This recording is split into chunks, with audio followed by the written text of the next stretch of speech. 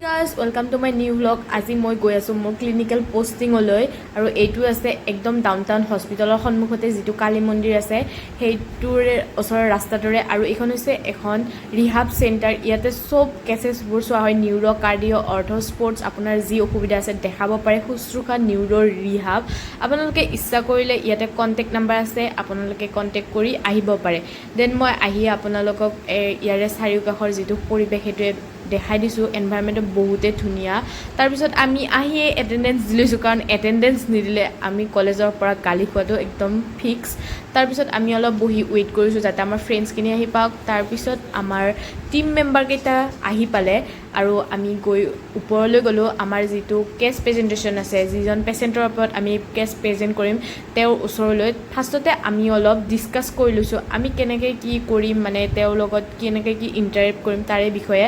আৰু এইজনেই হৈছে সেইজন পেচেণ্ট, এওঁৰ নাম হৈছে ৰমেশ বৰা। এওঁ এজন ষ্ট্ৰক পেচেণ্ট হয়। এওঁৰ লোৱাৰ লিম্বটো গোটেই পেৰালাইচিছ আছে।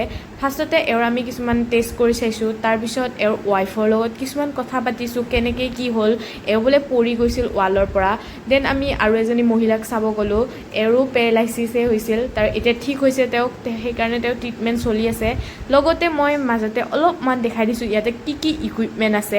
ইয়াতে ট্ৰেডমিল, বলছ, কিছু চাইকেল, ৱাকিং বাৰ, টিল টেবল এইবোৰ আছে। এইবোৰৰ চব বেলেগ বেলেগ ইম্পৰ্টেঞ্চ আছে চব ইকুইপমেণ্টৰে। এইটো হৈছে লেজাৰ ট্ৰিটমেণ্ট কৰা হয় ইয়াতো। আৰু এইটোত ছাছপেনশ্যন থেৰাপি বুলি এটা থেৰাপি আছে, সেইটো থেৰাপি কৰা হয়। ইয়াত মানে চবৰে বেলেগ বেলেগ ইম্পৰ্টেঞ্চ। তাৰপিছত আমি ছাৰৰ ওচৰত আহিলোঁ, ছাৰে ইফালে ট্ৰিটমেণ্ট কৰি আছে।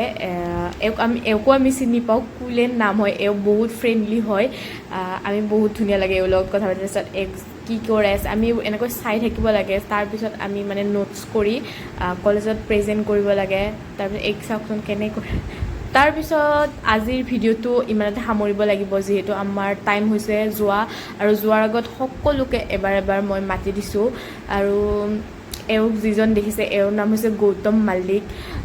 এওঁ অলপ চাইক'লজিকেল প্ৰব্লেম আছে বুলি কৈছে, কিন্তু হ'লেও বহুত চুইট হয় মানুহজন। আৰু এইখিনিতে মোৰ ভিডিঅ'টো সামৰিছোঁ। বাই।